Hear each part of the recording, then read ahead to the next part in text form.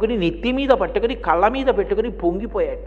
ఆమె ఎందుకు కామాక్షి కామదాయిని అవుతుంది అంటే ఆమె యందు సరస్వతీ శక్తి, లక్ష్మీ శక్తి, ఆమె యందే పార్వతీ శక్తి, మూడు శక్తులు కలిగి ఉన్నటువంటి మూలపుటమ్మ. కాబట్టి ఆవిడ ఏదైనా ఇవ్వగలదు. ఆ కామాక్షి కామదాయిని, కోరిన కోరికలు తీరుస్తుంది.